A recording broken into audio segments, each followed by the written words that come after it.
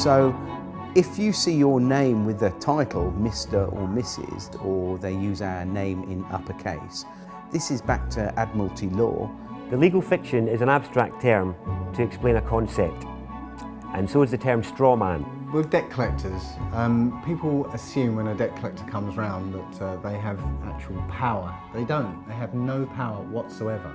They only have the power that you give to them.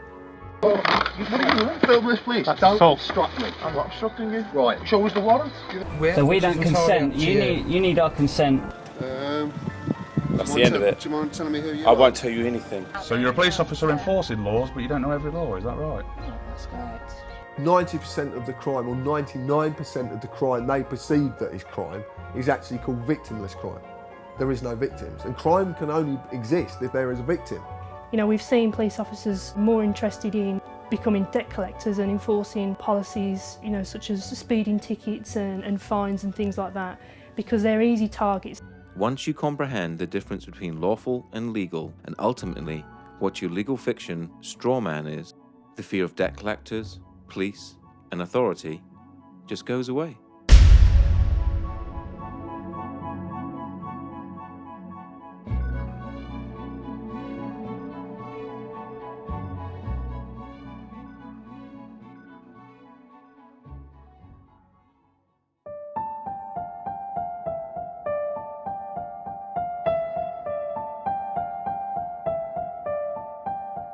If you live in the UK, you are led to believe that the Queen is the only sovereign. This is wrong. The Queen is given authority through the coronation oath. Her oath was a binding contract between the Crown and the people of this nation. This means that we, the people, gave her her sovereignty. And as everyone knows, you can't give away something you do not possess yourself. That means that each and every one of us is sovereign. We each have supreme, independent authority over our own flesh and blood human body. The problem is, we have forgotten we are powerful. We have forgotten that we belong to and are part of one of the most amazing species that to our knowledge has ever existed. We have become media obsessed, and in turn obsessed with our own appearance and the way people think about us. The TV is king, but now that is slipping to the constant need to be in touch with our friends. Everything is about fear. Fear of debt, fear of terrorism, fear of ill health, or fear of climate change. This keeps us thinking that we need our government to protect us and rule us. With all this distraction, it is no wonder that most of us didn't notice the massive fraud that our countries and nations around the world have pulled on us. But as you will learn, government is a creation of man, and a creation of man can never be above man. They always need your consent, and this is where your power really lies. With knowledge always comes power, the power not to fear, the power to take a stand against anyone or any corporation that threatens you, the power to say no. It has been said that you need to know that you're in a cage before you can escape from that cage. Let's look into how you're being tricked and how your power is being hidden from you.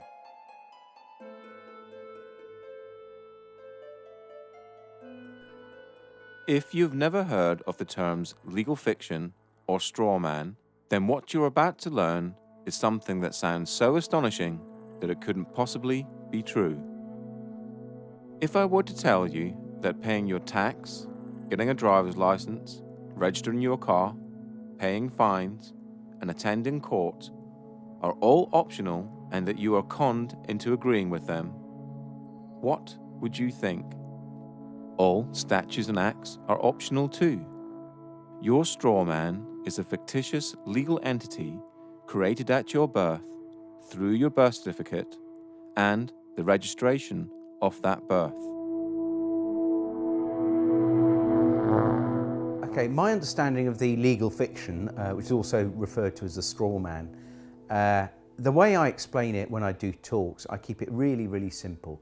And what I do, I liken it to a game of Monopoly. Now, in a game of Monopoly, you actually have a little token like a dog or a battleship or a hat, you know, like a little top hat, and you move it around the board. Now, I believe that they actually give us a fictional entity which we can actually use or not use. And I believe this is and a lot of other researchers do as well, that this is your name in either uppercase or with a title. That when each person is born, whenever a human being is born, there's two entities. One is the real entity, which is the human being, the flesh and blood, and the other is a legal fiction, a fictional entity that is nothing more than a piece of paper, the birth certificate. Again, we're duped into believing that these are one in the same, and so we're tricked into representing the legal fiction, the strawman, that birth certificate. So when people get fines and things like that, it's actually consulting the legal fiction, the non-existent entity, the corporate entity that is owned by corporations.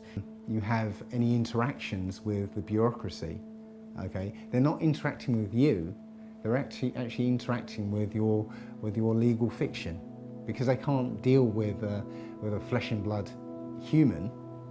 Yeah, they have to deal with another corporation. When you start to break down the words that we use and you start to look at the roots of all these words, and you actually look at what these words actually really mean, you start to get an idea of what's going on. The word corporation is very, very specific, because it's corp and oration, it's dead speak. So a corporation is something that's dead. It's an entity that exists only in a legal framework. It doesn't exist in any other framework at all. It only becomes an entity through legal mechanisms and legal means. In essence, when you were born and far too young to understand, a company with your name was created through your birth certificate. When your parents registered your birth, they actually created a company and handed ownership of that company and you over to the state. It is important to remember that your parents were tricked and had no idea this was happening. This is why the state can take children from their families and it not be classed as kidnapping. They own your child.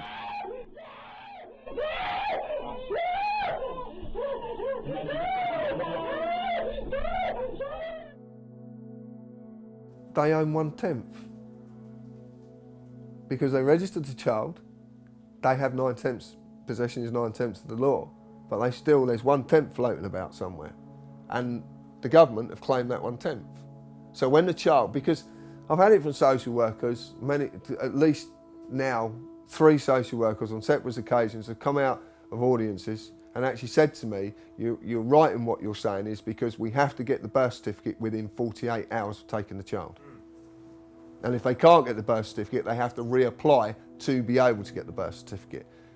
They have to get it, because that is proof of who the slave is, what the slave is. And actually, in legal terms, they're actually only entitled to the birth certificate and not the child.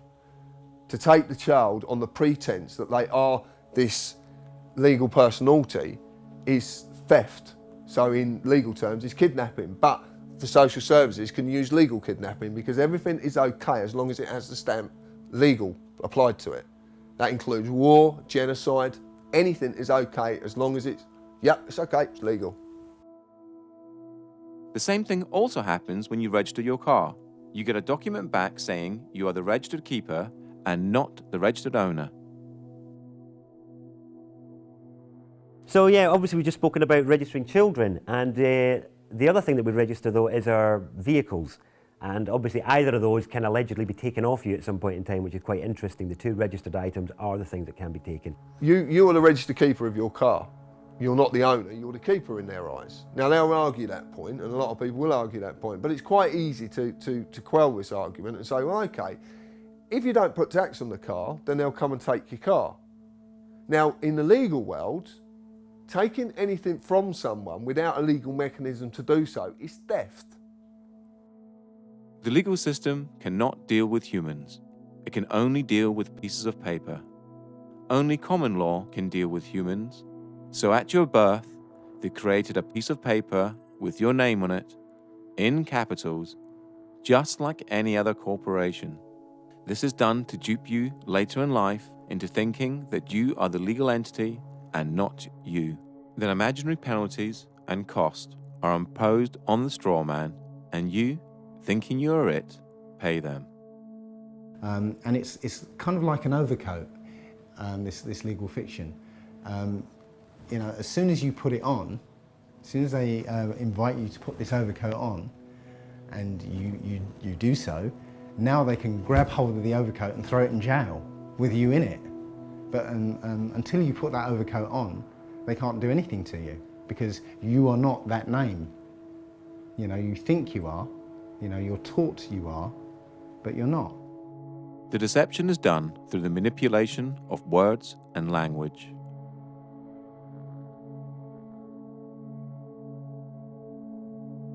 But that to me is legalese. It's just jargon that no one really understands, and because no one really understands it, no one ever questions it.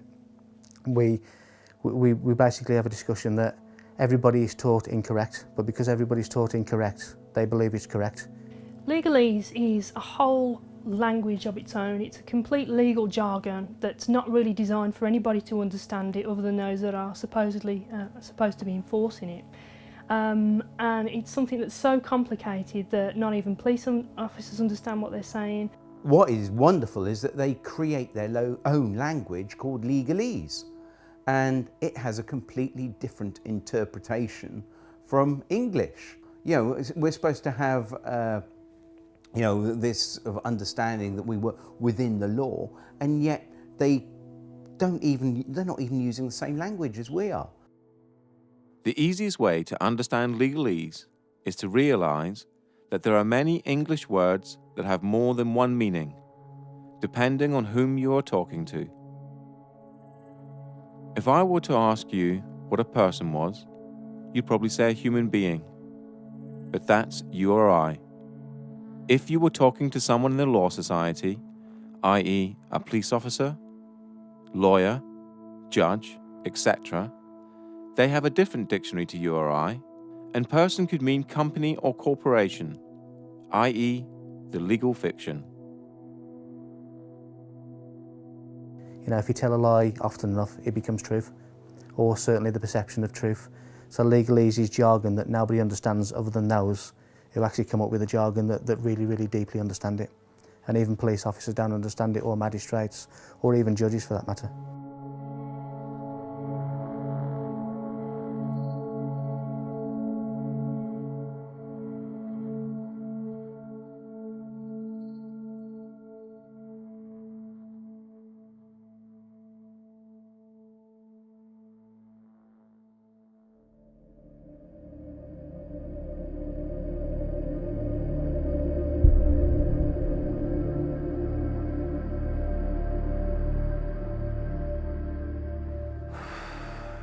Tax is probably the best way, the only way better than fractional reserve banking to starve a community is taxation.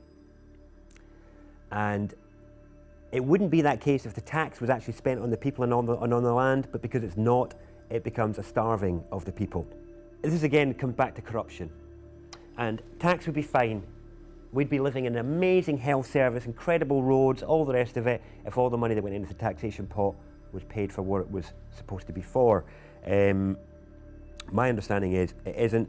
The problem that we have is the implications for its non-use is that, other than fraud, it's the only debt that can deprive you of your liberty. It's the only debt that they can put you in jail for is tax evasion or tax fraud, which is pretty serious really, because you can ignore as many credit cards or loans as you like and you can never be put in jail for any of that. But if you try and not pay your tax for a while, they'll really like to let you know about that. Funny thing is, I don't see many representatives of people like Amazon or big corporates that aren't paying their tax in the slammer. Maybe they should be.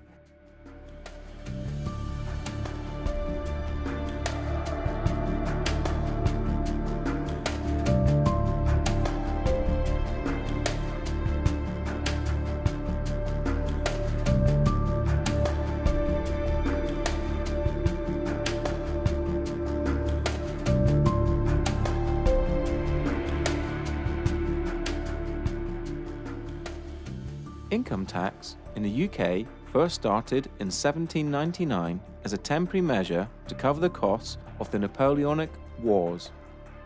It is still a temporary tax today, which expires each year on the 5th of April and has to be renewed as a provision in the annual financial bill.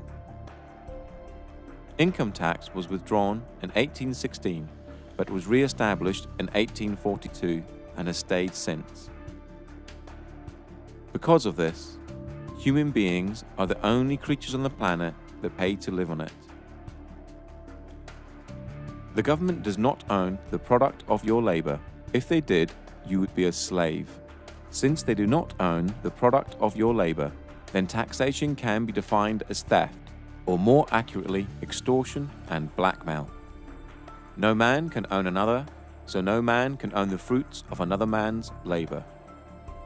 Most people will argue that it is a necessary evil and that it's legal because the government say that it is.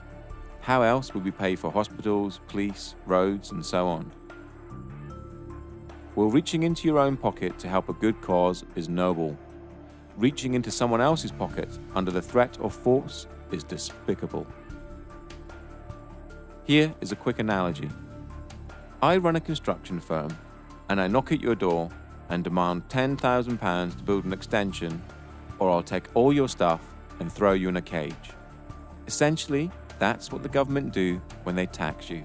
They say they're going to supply you with services and protect you, but if you don't pay them, just like the mafia, they are the ones that come after you and use force and violence to get the money out of you. The trouble is, most people never look at these situations from these angles, and so rarely see the deception that is constantly being pulled over our eyes. A large percentage of all the tax you pay is used on war, bailing out the banks, and paying off the national debt. It has been calculated that 47% of all your income is spent on tax. You work 5 to 6 days a week and get to keep 54% of your wages. Then you have to pay for your mortgage or rent, gas, electricity, water, food, clothes, and that's just the basics. No wonder both parents have to work and work constantly, unlike families of just 50 years ago. You are a slave, and you're in a metaphorical cage that, just like Neo, you cannot touch, taste, or smell. A prison created by the mind of man. Governments essentially run human farms and feed you the perception of freedom. Governments do not make money within themselves. The government's primary function is to trick money out of your pocket and feed it into their business, so they can carry on with wars, deception, and human farming, all in plain sight.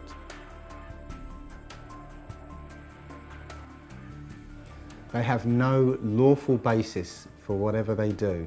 There's, they might claim they have a legal basis. Now, legal is a different thing altogether. It's essentially based on contract. You have to contract with them before it becomes law. This is a prison without bars. This is a prison without big walls to keep them in. It's just a prison of the mind. The main implication of not paying tax is that you'll grow a set of balls and you'll turn into an adult. That's the main implication.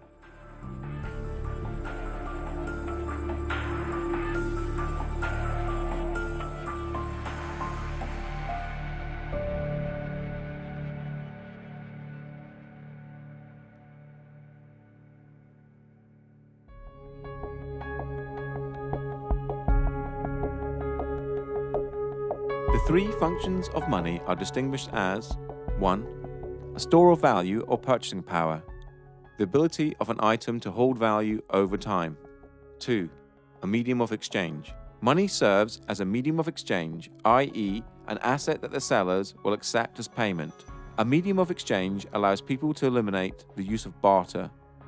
3. A unit of accounting, a way of placing a specific price on economical goods and services. As a unit of accounting, the monetary unit is used to measure the value of goods and services relative to other goods and services. Money in its modern form arose from goldsmiths who retained gold and other precious metals in their safes and in exchange they gave certificates to prove the deposits. People then started to exchange the certificates for goods and services, and the goldsmiths very quickly realized they could make a lot of money out of just looking after other people's valuable goods. They're now no longer a goldsmith, but running a deposit facility, took in gold and other precious metals as deposit and issued deposit notes that the public used as money, backed by the gold in the deposit facility's safe.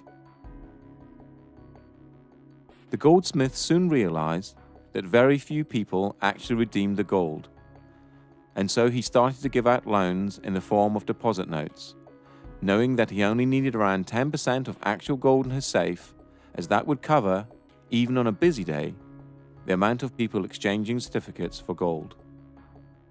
The deposit facility would then require the loan repaid plus interest, and this was the birth of modern banking. Through the years, money has been backed by, given a store of value, by the silver standard and gold standard, meaning you could redeem the note for gold, just like it says on this US note here, if you so required. On the 21st of September 1931, the gold standard was abolished in the UK, and on the 13th of August 1971 in the United States. Since 1971, the majority of the planet now use fiat currency. Fiat currency is money backed by nothing and has no value. It only has value because it's decreed as such by the government, and more importantly, we all believe it has value. The only entities that have the legal authority to create money are the Treasury and the banks, and they create it out of nothing. Martin Wolf, the Financial Times chief economic commentator, said this: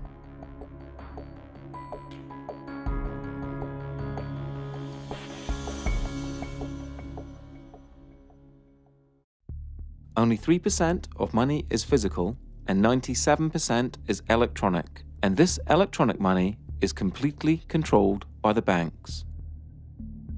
To repeat again, the banks create money out of nothing and then lend it to you and ask you to work using the most precious commodity on the planet, your human energy, to pay back the loan plus interest.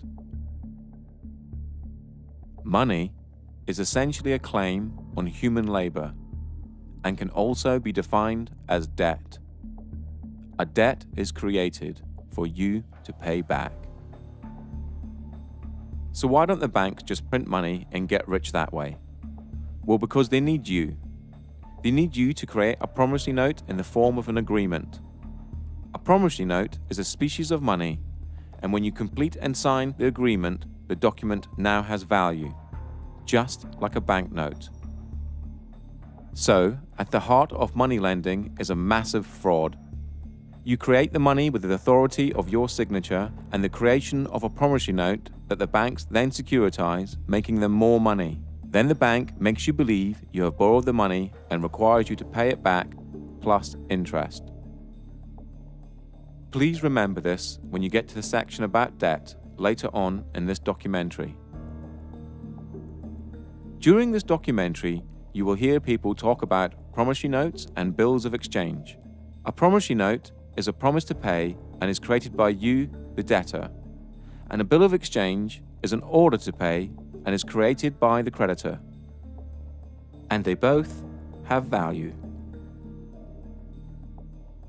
The way I try and explain the whole crux of the financial system is what I normally do when I'm doing a talk. I have a little bag of marbles and I have 10 marbles in there if I haven't lost one of them. And so what I do, I sort of get the marbles out, show everyone, right, 10 marbles, put them back in the bag. I say, right, is there anyone here that can get 11 marbles out of this bag? And they're all looking at me like I'm mad. I say, well, that's how the banking system works. It's absolutely crazy because what they do, they create a certain amount of money, but then they want more back. But hang on, that interest that they want more back doesn't exist. It can never exist. So two things have to happen as a result. one thing, the supply of money, or marbles, whatever we're talking about, has to increase. And not only does it increase, it has to increase exponentially, more on top of more. So it's basically, the curve is going up and up and up and up. The other thing that happens is people are always, it's like musical chairs. You know, if we all stand up and dance and then we all sit down, but a chair is taken away, somebody is going to end up on the floor. Somebody can't find that money to pay back because that money does not exist. And this creates the poverty and crazy competition and not enough to go around. And this is the biggest problem with fractional reserve banking. Well, you think about it, they don't teach us at school anything about money. I mean, money's about the most important thing in this society. Why don't they teach us anything about it? They can't. It's a confidence trick. Yeah? You know, and it's 180 degrees from the way we think of it. You know, we think that money comes from somebody else, but it actually comes from us. You know, when you get a loan, they present you with a loan agreement. Yeah? What do you think that loan agreement is? What is it? It's a promissory note. Yeah. I promise to pay back 3 times the amount if it's a mortgage, you know. So what they do, that promissory note, they monetize it. They put it into an account and cash it. And now they give you that money and say, now you have to pay it back to us. But you created that money. You know, it's your promissory note. You created that money. So transaction's over with. You don't have to pay them back because they didn't do anything. They just went, thank you very much, and here you go. Fundamentally, a promissory note is a promise to pay. Now, if I was going to give you a promissory note for 2 dozen eggs, that means here's an IOU, the IOU, 2 dozen eggs. Now, it could be on demand or it could be at a set time in the future. If it was on demand, you would be within your right to say, John, look, here's a promissory note. It says on demand, I want 2 dozen eggs. So I said, all right, look, I haven't got on me. I'll pop over the shop and get you your eggs. Here we go, there we go. And this is what we did originally when promissory notes started out, was that we used them to make a promise that, because, I've got like all these pounds of gold, right? And I want them stored safely. And I want to be able to trade that gold, but without the hassle of carrying it around. So what I do, I go to the bank and they give us a promissory note. So I've got this promise to pay. So I can then take it somewhere else and say, look, I've got £2 of, 2 pounds of gold here, or silver, whatever it is. This is how it started out. Now, at no time have promissory notes been, outlawed or taken away. And this is how big corporations actually trade with each other, with promissory notes. And in their memorandum articles of association, when they set up their businesses, a lot of them will state within their documents that they will take promissory notes. Now, the problem is, of course, that the actual Bank of England and our government, working with the banks, have taken away all the value to the promissory notes, which are used as our currency. So now the promise to pay £1, well, £1 of what? It's not £1 of anything. It's just, it's now become like monopoly money. This is back to the analogy with monopoly. It's not worth anything. So basically it's just a piece of paper. So what we do, we can actually say, well, here's a promissory note for £1,000. I want to swap it for your promissory note, or put it into my bank account and credit my bank account with £1,000. Now, we spoke to a bank manager and we said to the bank manager, could you tell me what would happen if I came to your branch with a promissory note for £1,000? Would you have to accept it? And his words were, yes, of course I would. It's law. So you're going to accept a promissory note? No, I'm not going to accept it, but by law, I have to. So this is a bank manager that knew the law.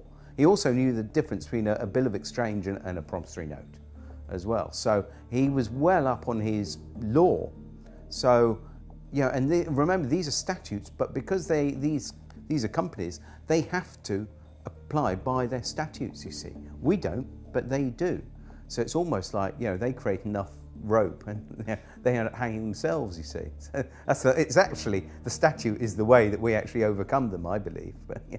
Because this is evolving, so, you know, as we do things, they do things to counter and so on. But this is evolving. The latest one is along with the remittance slip, other people have created a promissory note, which is literally a piece of paper that says, I promise to pay the bearer the sum of blah, blah, blah.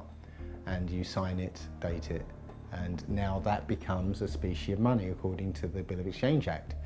In fact, the money in your pocket is a promissory note. Somewhere it says, I promise to pay the bearer, and there's somebody's signature on it. And it's actually an invalid promissory note because it's not dated. Or actually, that's wrong.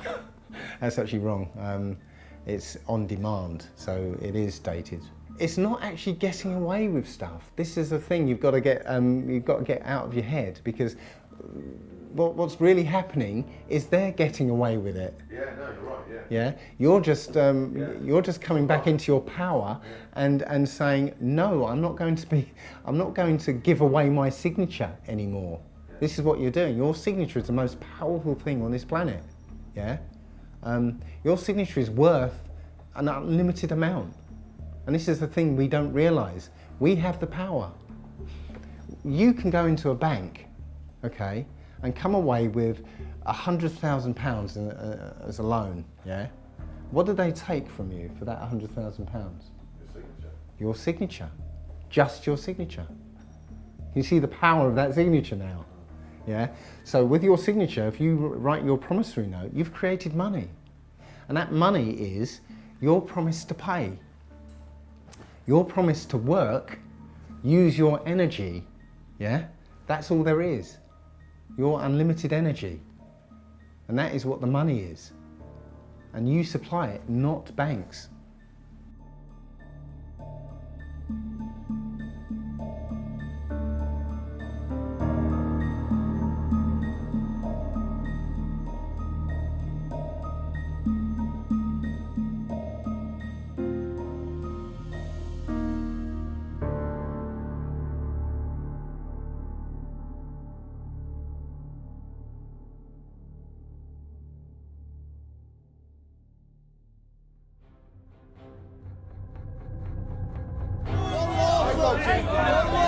Don't assault me! Don't assault me! Walk back! Don't assault me! Walk back! Am I free to go?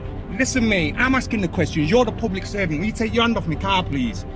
Thank you. I do not consent, officer. I don't consent to a mental promise breaching the peace. But I am sovereign over my human body, and I do not consent to any search. I do not consent to any authority you feel you have over me. I am a sovereign British citizen, and I do not wish to be searched. I am the county court bailiff. No authority. Excuse me, it's our right to film you. It's our right to film you. Yes, it is. Under what law are we not allowed to film you? Because I'm telling you not to film. Yeah, but you have no authority to tell me not to film. Because we're in a public area. James Parisi with the Quincy Police Department. What is your name, sir? That's good to know, sir. Yeah, what is your name?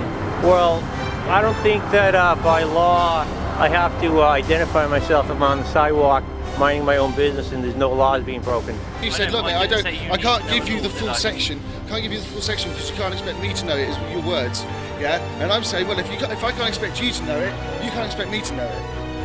Can you show us a warrant, please? I think we've got a warrant for arrest. Can you show us a warrant, please? Show us your documentation. Show us a warrant, please, with a wet signature.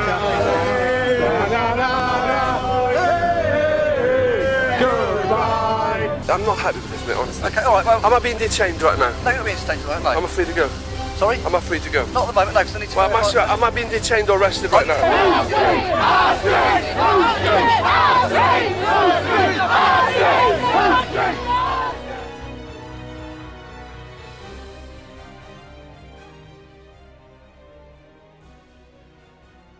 The difference between lawful and legal, as I see, is lawful relates to common law, the law of the land, the law which governs all people, the original law, which is quite straightforward. To me, it's a case of don't cause any harm or loss or damage to any person, and don't cause that to happen to anybody. and everything's good. And you know, that's pretty straightforward and simple. Everyone can understand what that means. Legal pertains to our legal system and where statutes and acts come from. And it's a system that doesn't actually relate to common law. So we've got these two systems running side by side. We've been fooled into believing that they are one in the same, and so when police are policing the streets, we're enforcing policies, acts and statutes which, when looked into, are not actually necessarily lawful. Common law is the law of the land, and laid down over centuries of court cases in front of juries, humans making law for humans. For the severest measure of punishment. Common law pertains to lawful, and anything outside of lawful falls under the legal or no system at all. The legal system covers all statutes and acts and civil matters. Things like owing money to banks, not paying fines or tax.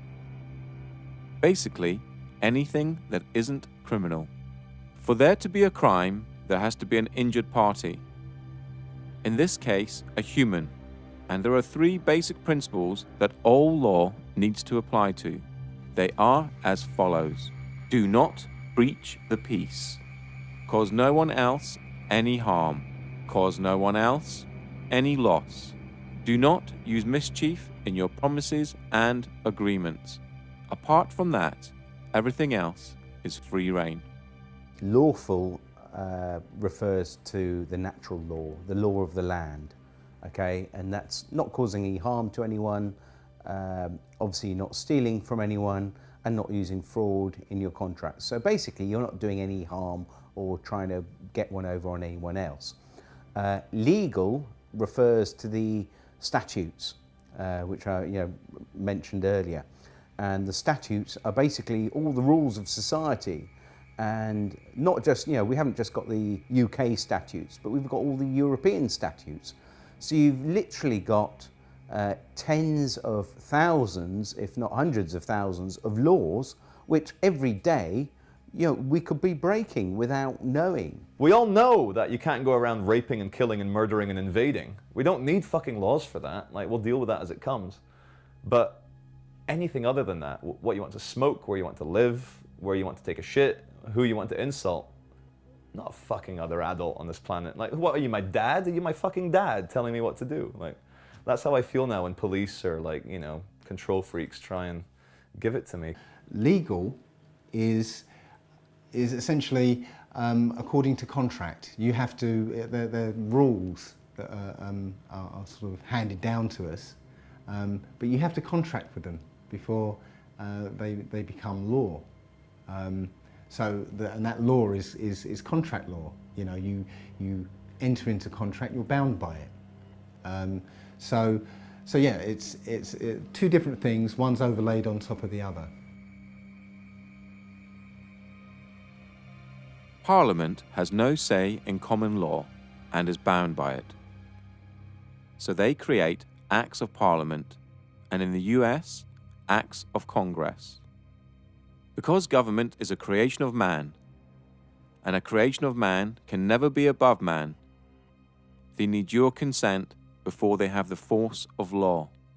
The principle of by consent, if people don't realise, is that we obviously have police because we want them, and that we only have to do what they say if it's reasonable, if we consent to what they're asking to. That is the principle of it for me. Obviously, the larger issue is the assumption that everybody who's walking on this land has given consent to be policed by these people. And that's an assumption that most police officers in this country live by without realising that it's not true, and this is where diplomatic immunity is a good example of where, well, actually the consent isn't given and the police don't have the power to act. Another good example that shows it's all about jurisdiction is that our police have no power at all at the American embassy. But that's on our land, isn't it? And that's another example. Embassies are a good example that shows that jurisdiction is portable. It's not tied to land, it's tied to the party. So I can carry my jurisdiction with me, which is the whole principle of sovereignty in general. My understanding of policing by consent is that, as I said earlier, when a law is passed for it to be lawful, it has to have the consent of the people. People have to consent to that law and consent to abide by it. But unfortunately, I think we're in a system now where that obviously doesn't happen, but people don't realise that by verbally agreeing with, let's say, a police officer in relating to a parking ticket, that you're entering into a verbal contract, and by agreeing with what the officer is saying, you're consenting to being bound by the law, or whatever the law is.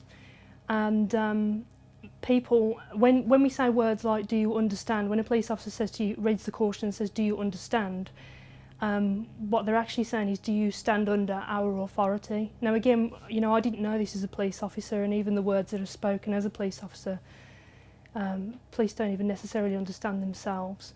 So I believe that people have to consent to a law for it to apply to them in the legal sense, because it's not common law. So when you interact with the police or the court system, they will ask you for your name, address, and date of birth. This is done to create joinder between you and your legal fiction, and to trick you into representing it. Once you agree to represent your legal fiction, now they can deal with you. They can only apply their legal mechanisms if they have the name of the slave they're dealing with. If you state, well, I don't want to give my name, then they can't apply the mechanisms to you because they have no name for their paperwork. And remember, all their systems work via paperwork. It's all paperwork. I think you might be wanted. Well, if I'm wanted, what's the problem? Could be arrested. Well, then arrest me then, innit? I need to establish who you are. No, you don't. If you think I'm the person that's wanted, arrest me, innit? Where do you live? Tell me your date of birth. What? I want to start. I'll give you up. I want your details now. Lock me up for what? Give me your details. Lock me up for what? Give me your details. Lock me up for what? Lock me up for what? Give me your details. Well, get my details. And I tell you this as well. Yeah, I tell you this as well. I'm not a criminal. I'm a peaceful man sitting out here. I just burn down the system of corruption and pollution that we are represent.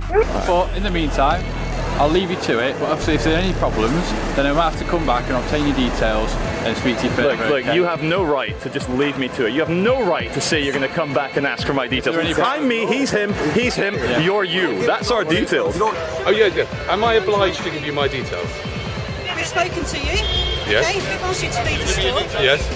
Wait a second. Give me your details. And you have my details. Am I obliged to give you my details? You're not obliged to give me your details. Oh, great. Okay. Why? How are you define yourself under the self-defined ethnicity? Am I obliged to answer that, sir? Entirely up to you. I do not wish to answer any questions, sir. You don't have to, I'm just asking you. Am I obliged? You're not no, obliged. I'm not obliged. No comment. Okay, that's fine. What are you doing? Am I obliged to answer that, sir? No? No comment. Okay. Are you going to answer any of my questions? If I'm obliged, I will, but if I'm not obliged, then I won't be answering any questions. Oh, that's fine. Are you going to tell us your name or not? Am I obliged? And then you're getting out your van and coming over and trying to intimidate me. Go back in your van and go away, there'll be no complaints. Stay here, I'll be speaking to your sergeant about all of you. Right, so you're demanding now, are you? Or are you requesting that I give you my details? Right, well, I would politely decline your request. Why is that? What's your reason for declining? Privacy. You got an ID or driver's license on yourself? Yeah. You see it with us? Nope. Not gonna do it. What's your name and badge number? Officer Carlson, ID 7345. Okay. Am I being detained or am I free to go? Free to go whenever you want to. Thank you, sir. I'm asking you again, am I obliged to give you my details? I'd like to, because I'm going to do a name check. I got it. I'd like to see if, I got it. if you're banned from this area or okay. whatever. Well, I'm asking you again, I know you'd like to, but the reason, just to explain to you, the reason I don't like to give my details is because I don't trust where those details go. Do you understand? You well know as well as I know, sir, that in order for you to ask me my name, you have to suspect me of committing a crime. You know and I know that you don't suspect me of committing a crime. You're just poking around where you don't belong. Okay, is there a problem, officer? Constable. Basically, under section 163 of the Road Traffic Act, I'm allowed to check your documents. Of course you are. And I know I'm not obliged to give any details whatsoever. However, I'd like to know, is there a problem? I don't even have to speak to you unless you're going to arrest me, mate. You got some mental health problems? No, mate. No, I just know my right to remain silent. Well, No, I didn't. Yes, you did, mate. When the camera was not on. That's what you said. Have you got okay? a contact phone number? Right, no, I haven't got a contact phone number. I'm not obliged to give any contact phone number. All I would like now is my card back. I'm not accepting any paperwork from you guys, and I want to go on my way. I'm going to be detained right now. Legally, yeah? Legally, you're meant to confirm your name and address to me. Lawfully, hold on, lawfully. Yeah, lawfully. You're supposed to answer me. You're a public servant. What? No, you can't see my ID. Can I see your ID? I'm glad you brought that up. Can I see your ID? I see your... Hand over the vehicle. You're going to have to give us your details, okay? I don't have to give you any details. You're going to have to. Call the sergeant, mate. I don't have to give you any details. I need ID, please. No, ma'am, you may not. I am talking to and investigating something now.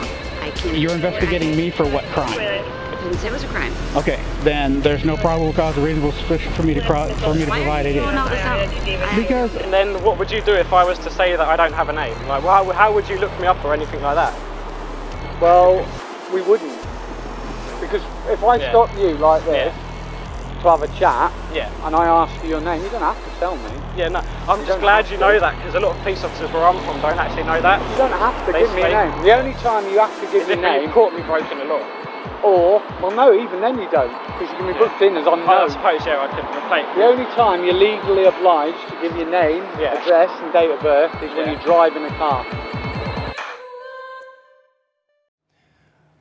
If you haven't broken any laws, you don't have to do anything. You don't have to interact with the police if you don't want to. If they come up and try and engage you in conversation, and you haven't done anything, then you don't have to engage in conversation with them. You can you're free to walk away. If they want to detain you, they need reasonable grounds to do that. And if they don't have reasonable grounds to do that, then they're actually in breach of their oath, and they're liable. With statutes and acts, the consent of the people, those are the people that's there to govern, has not been obtained. And so, it's frowned upon. It's very much a grey area, and police are being used to enforce statutes and acts of the legal system, and not really understanding what that means and what it means as a police officer to police. I believe that Black's Law Dictionary states that a statute is a legislative rule of a society given the force of law by those who consent. So a statute it doesn't actually say a statute is a law, it says it's a legislative rule of a society given the force of law, but only by those who consent to being in that society or consent to the fact that consent to the law. So if you say to a policeman when they stop you, I'm sorry, I do not consent, I do not understand, that is, I do not stand under you, then you can step away from that. But it's important that you uphold the actual natural law. And of course the policemen and magistrates and also the Queen, they all state oaths to the law of the land. So you can ask an officer if he's actually, are you on your oath? So it's important that we can actually get them on their oath, because they don't swear an oath to uphold the law of the sea or statutes. They swear an oath to uphold the law of the land. If you're pulled up by the police and the police say to you, can I have your name? And you say no, which officially you don't have to give your name. It's actually on the Metropolitan Police site itself. It actually says you don't have to answer their questions. But if you don't answer their questions, they're going to do one of two things. If you get a good copper, they're going to go, okay, not a problem, you haven't really done anything wrong, we'll leave you alone. You get a bad copper, then you're going to get dragged to the floor, roughed about, cuffs on, you'll be dragged down a station where you will be bullied and coerced into giving your name in the end. And if you don't, they will just keep you as long as they possibly can. To lock any human being in a room that they can't leave, and especially in a room that has the very, very bare essentials, is torture. So remember, if you haven't broken any laws, no one has the right to tell you what to do. We are all equal in the eyes of the law, from the Queen to the police and to you or I, and we are all innocent until proven guilty. So if a policeman stops you in the street and you haven't broken any laws, do not comply. Always ask, am I detained? Or, am I free to go? Do not give your details and ask if you're obliged to. If they do try to search you or arrest you without your consent, tell them you are doing this under duress. If you have not broken the law, do not comply. Only interact with the police if you wish to. If you do not wish to, do not consent. The more of us that do not comply, the less likely this country will become like Nazi Germany or Communist China. The police swear an oath to the Queen, so ask them if they are under their oath. If they reply yes, they are bound by said oath and can only uphold common law.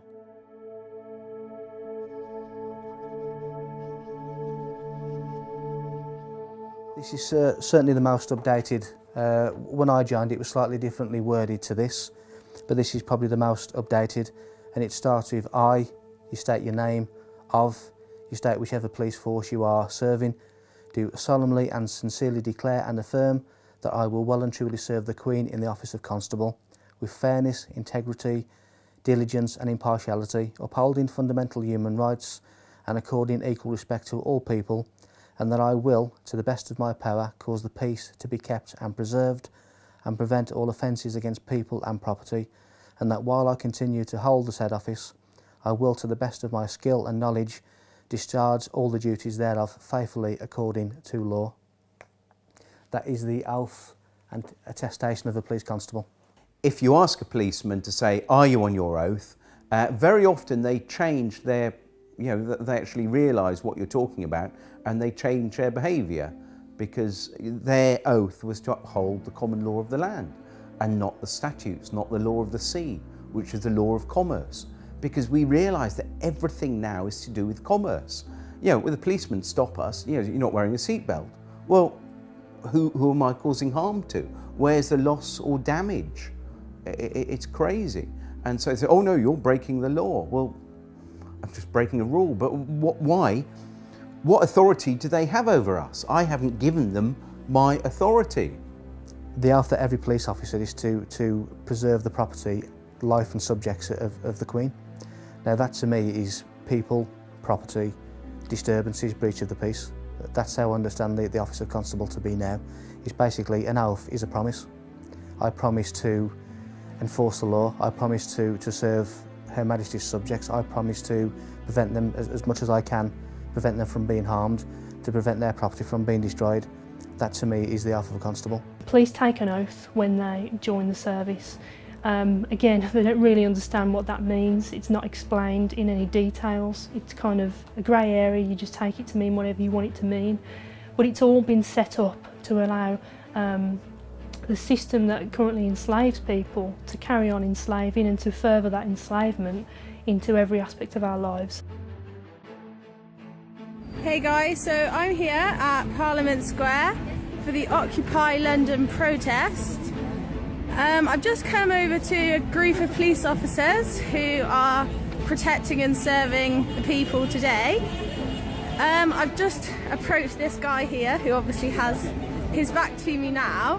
What's your name please, sir? Obviously you're obliged to tell me.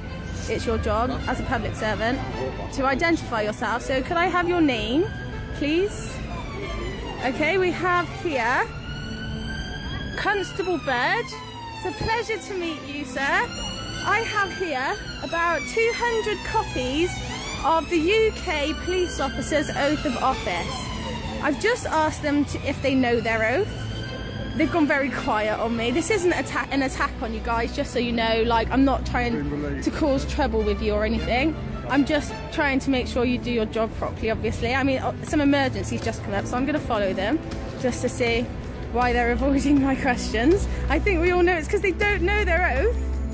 But I'd like to offer them a copy just to see if they will remember why they became police officers, which was obviously to protect and serve the people of this country.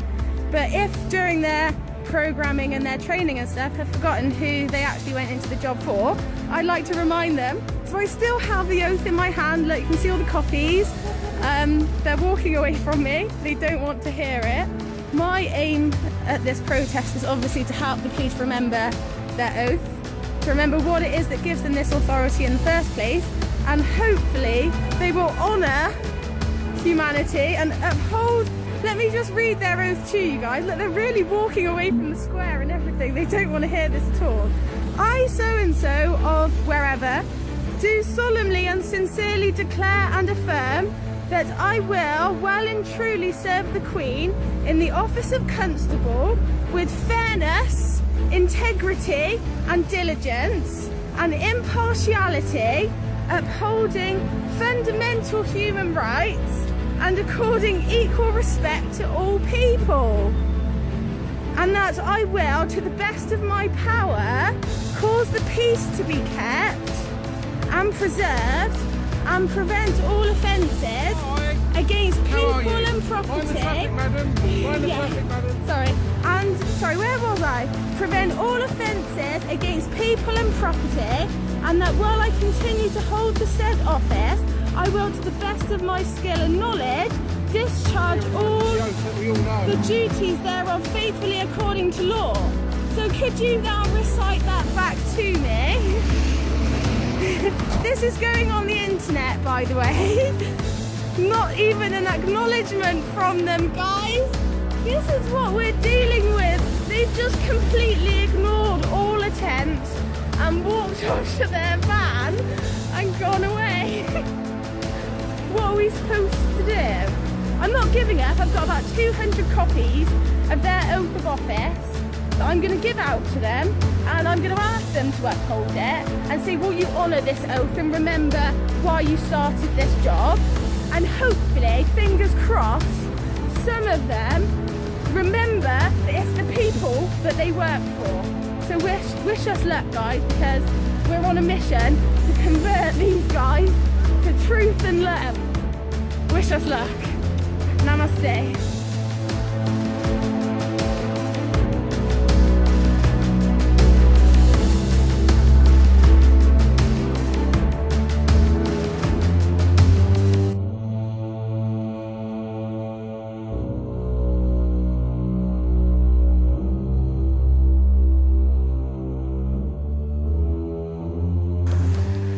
How are you insured? Excuse me, take your hands out of my camera. Today.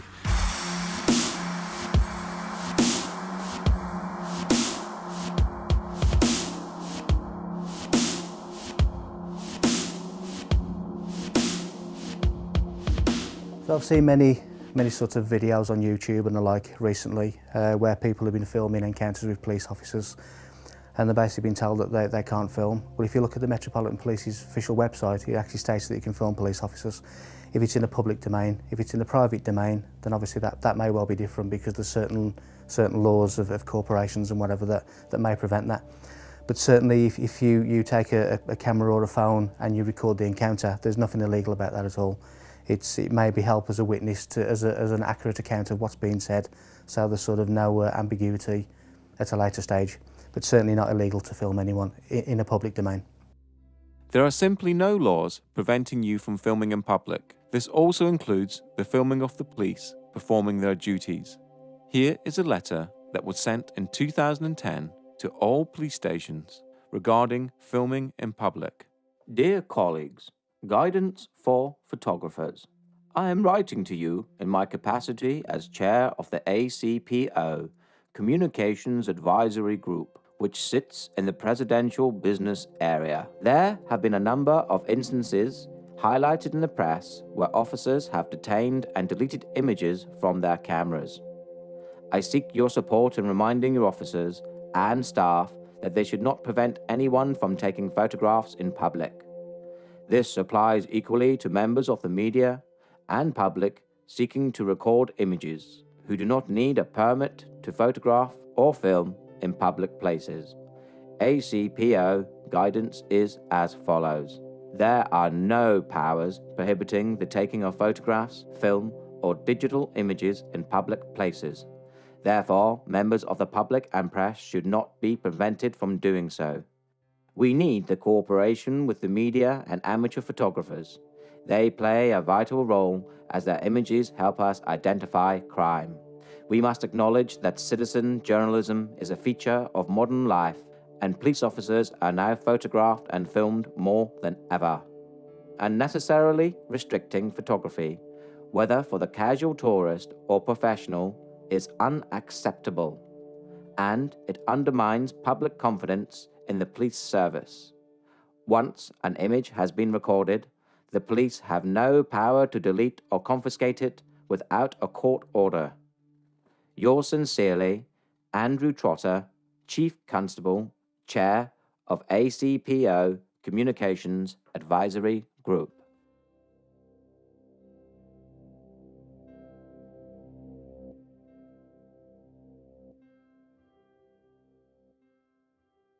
As a professional television cameraman or a member of the public, I am allowed to stand in the street and shoot.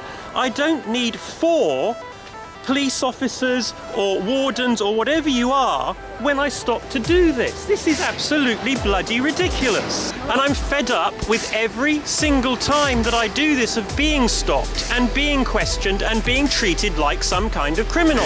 Oh, for God's sake, this is Windsor Castle. There are 1 million people around here with cameras. Do you think a terrorist would stand here with a tripod and make it bloody obvious? Or do you think a tripod would just get a terrorist would get a home video camera out and shoot? It's obviously I'm wasting my time talking to you, sir. You clearly are. Thank you very much. Let me get on with my day.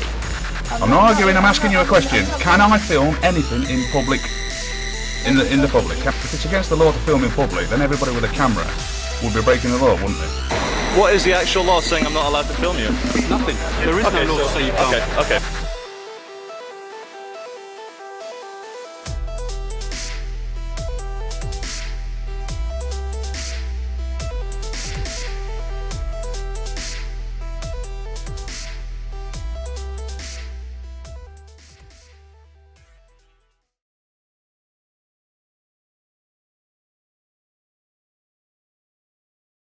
There is only one act that gives police blanket powers to search the public, and this is Section 60 of the Criminal Justice and Public Order Act 1994.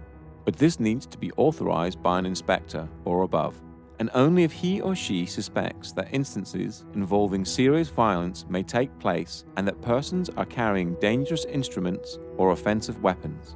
The order will cover a specific area, normally a town or suburb, for a period of no longer than 24 hours. In a nutshell, if there has been a riot or a gang fight or something of that nature, a Section 60 may be brought into force, and anyone in that area can be searched without reasonable grounds for suspicion. All other bases for searches need reasonable grounds for suspicion, and they must follow Go Wisely. Officers conducting a stop and search will work through a process called Go Wisely. If officers do not follow Go Wisely, they leave themselves open to an assault allegation and the search itself being unlawful.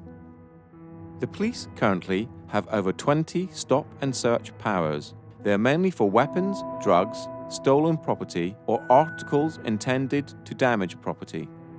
Those made using powers from Section 1 of the Police and Criminal Evidence Act, commonly referred to as PACE searches, are the most common. Go Wisely is a mnemonic that was created so the police could easily remember the terms laid down in Section 1 of PACE. Section 1 of PACE is the foundation document for all searches that require reasonable grounds for suspicion.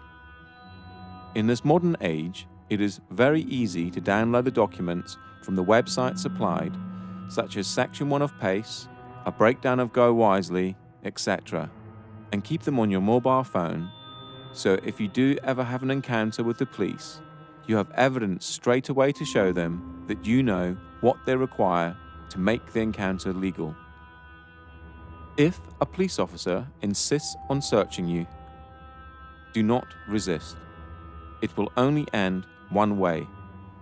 Tell the officer that you are alarmed and distressed and you are being searched under duress, and make it very clear that you do not agree with the search and only sign the paperwork if you want to. Signing the paperwork means you agree to being searched. Take a lesson from the previous section and always film your encounters with the police. This tactic works twofold. Normally, when you pull a camera out, the police completely change their attitude and work to a more professional standard. Secondly, you have evidence of the entire encounter in case the police officer tries to make any false allegations against you. If you are being searched under the Misuse of Drugs Act 1971, the police officer must comply to go wisely as laid out in PACE Section 1. The root power for the search comes from PACE Section 1 and they must adhere to it. If the police do not follow PACE Section 1, then the search can be considered unlawful and an assault charge can be filed against the officer or officers, as with R v Bristol 2007, where the police refused to give their name and the station they were dispatched from.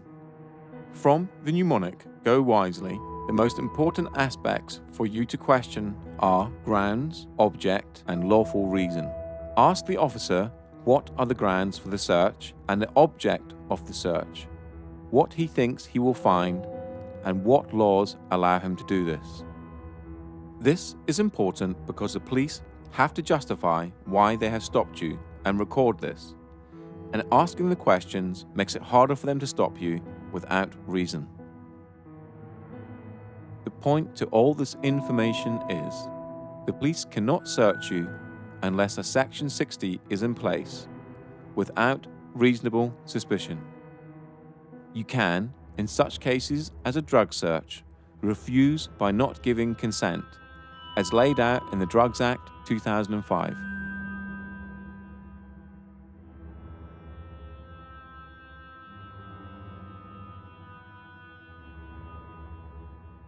Here is an example of how this information can help you and possibly make the police treat you with a little more due diligence. If I can be searched under Section 23, misuse of drugs. I do not consent to the search. You don't get a choice, my friend. What do you mean I don't get? Wait, hold on. I don't consent to the search, and you just told me I don't get a choice, yeah? Wait, you're telling me I don't get a choice, yeah? Wait. Because you're a public servant. I'm going to let you search me after you answer my questions. You're telling me I don't have a choice, yeah? That's what you're saying. I don't have a choice, yeah? What I'm saying to you is I don't have a choice. No. You're a public servant. I'm allowed to record you. And plus, do you know what? You can take my phone and smash it. This is live streaming. You can take the phone, it's live streaming, it's saved straight into my laptop. So you can try to confiscate it all you like. I've got you on camera. You just said I don't have a choice. Don't touch my phone, that's assault. You just touch my hand. If I did that to you, I'll get nicked for assault. Don't do it to me. Well, I'm not here for nicking people for assault. Yeah, well, don't do it to me. Okay. What I can technically do is see that as evidence. You can't. Yes, I can. No, you can't. It doesn't matter because I still got it on my laptop. It's a live stream. Go on, what you searching me for? What you searching me for? You come out that bin, yeah, his hand's gone down, he drops something behind the bin by the Alright, yeah. Alright? Yeah, you.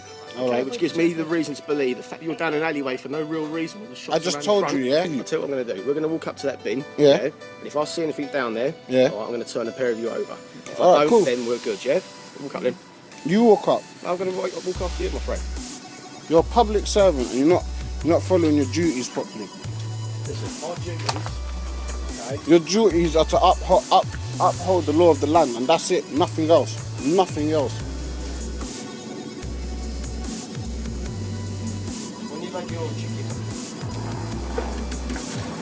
You're not obliged to tell them, but we don't have to tell them. And I'm telling him the law, innit, just in case he doesn't know. He doesn't have to tell you. I will not calm down. You don't have to tell them your name, Phil. If you want to, you can, but if you don't... Yeah? You never found nothing, you're not going to search me, that was your deal, innit? Yeah, that's my deal. Cool. And now I need to ask you a question. Are you working in accordance to the oath that you took to become a police officer? I need to answer that question. Of course you do. You're a public service. You're a public servant. You have to answer all questions.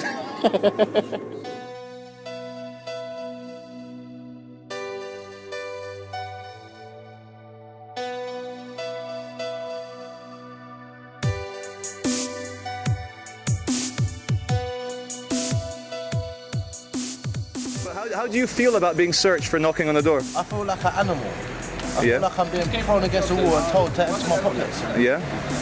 This is like a legit gang. How often do you get stopped and searched? Every day. Every day? Every day.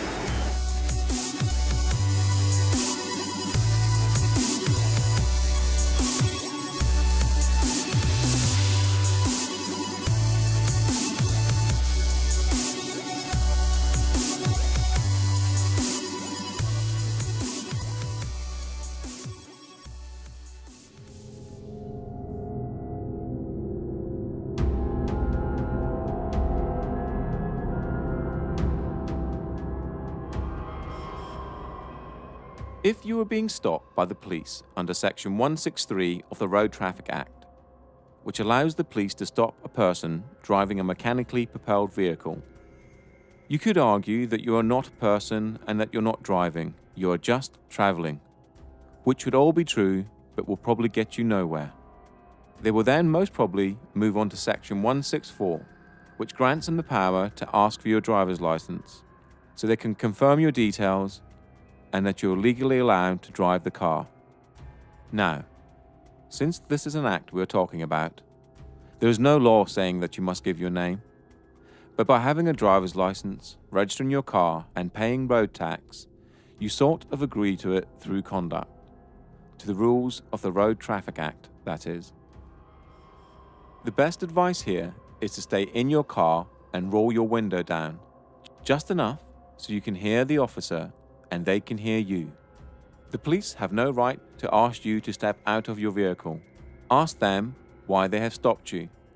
If they reply Section 163, Section 164, or Section 165 of the Road Traffic Act, it is just to check documents, so give them your license or give them your details. If they require any further details, for example, your insurance documents, ask them for a producer.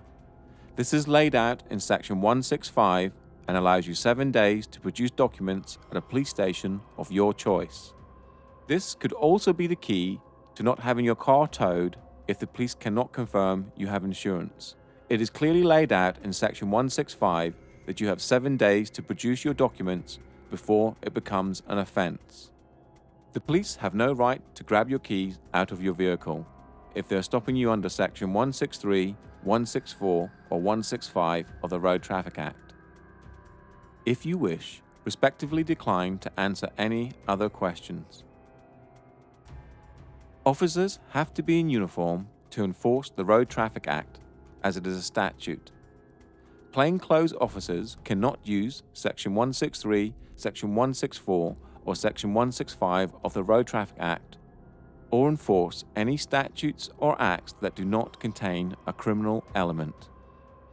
Through extensive research, the makers of this documentary now believe that the majority of PACE stop and searches and stops under the Road Traffic Act, Section 163, are for intelligence gathering purposes, and this is why they are on the increase and officers are not trained or forced to remember the wording of individual acts, as it would contradict with what they are doing.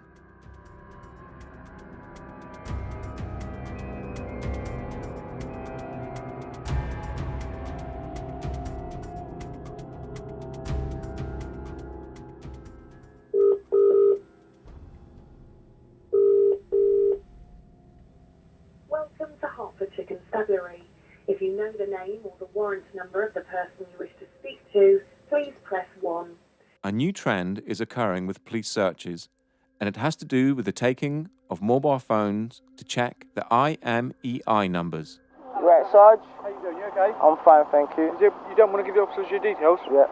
What, is there a reason for that? Because I haven't committed any crime and I don't think I'm obliged to. No, you don't have to. Yeah. What we will do is we do an IMEI check on your phone, though. We are being told to do that. What's that? Okay?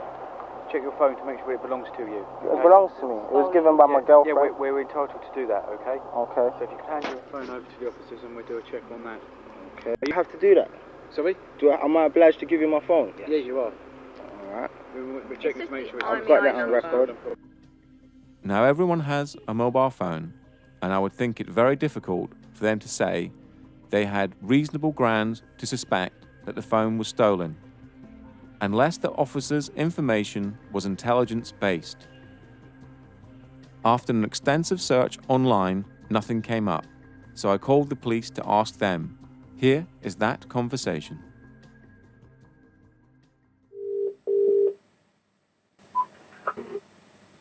How can I help you?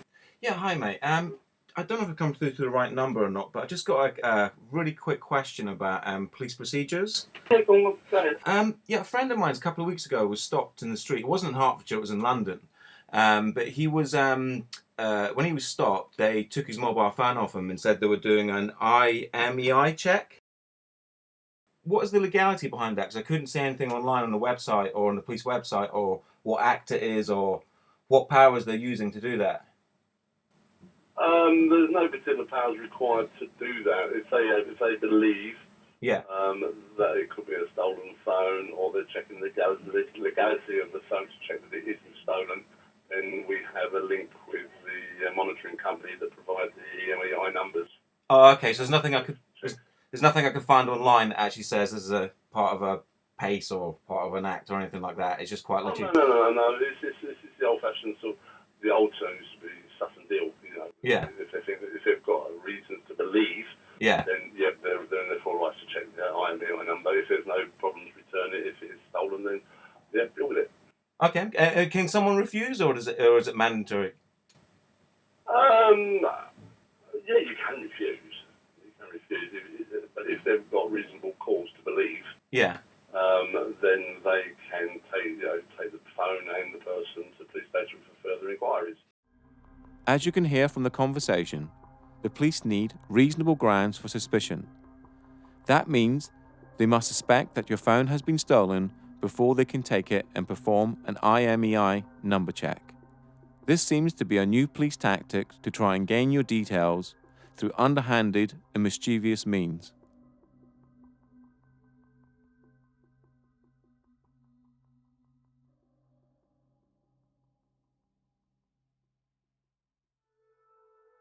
A breach of the peace is an old common law concept which is used to prevent unlawful violence against people or property. A breach of the peace is not a criminal offence in itself. However, special powers exist for the purpose of stopping or preventing anyone from breaching or threatening a breach of the peace by committing unlawful violence. A breach of the peace are actions which harm another person or harm his property in his presence, are actions that are likely to provoke such harm. A breach of the peace may occur on public or private property. There is no criminal offence for breach of the peace for which someone can be prosecuted. The power exists to prevent a breach of the peace. An arrest can be made, but only to remove someone from the situation or if an imminent breach is reasonably anticipated. This means that if you are arrested for a breach of the peace, or to prevent a breach of the peace, you cannot be charged or prosecuted, as it is a preventional power. A breach of the peace is covered more extensively later in this documentary in the section regarding bailiffs.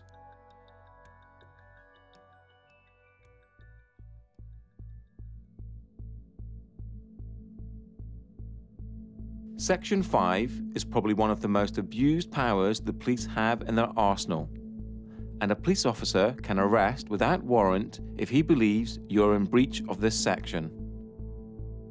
Since February 2014, the word insulting has been removed from the Act to move into line with Article 10 of the Human Rights Act.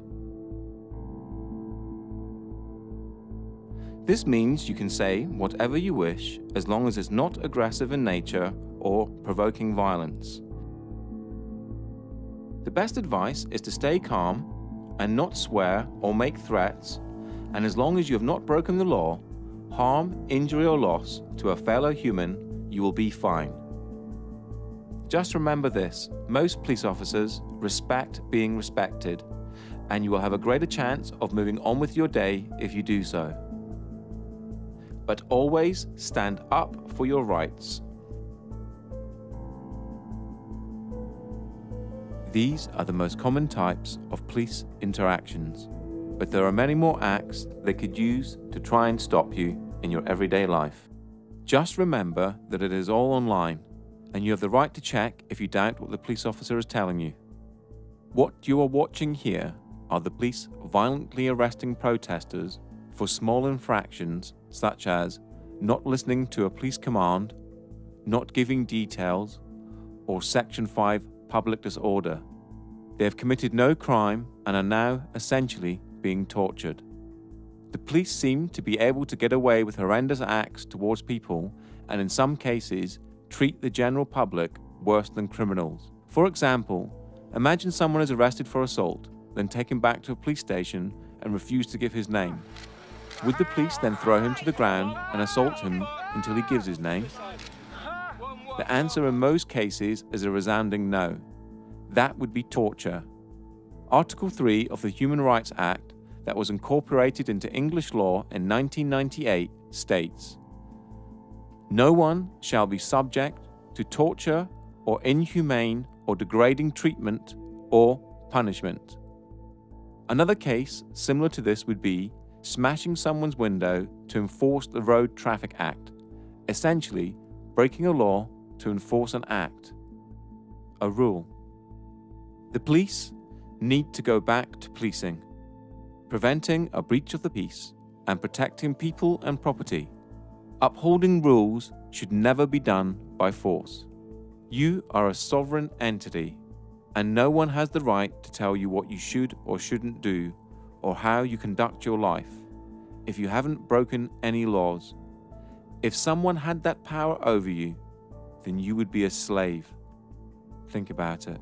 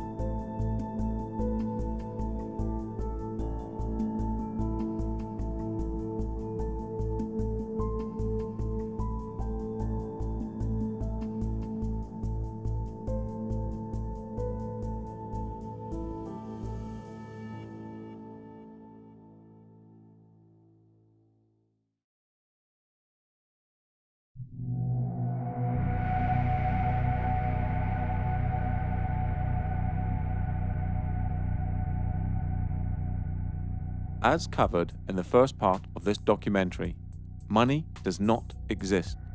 It is a figment of our imaginations and is backed by nothing.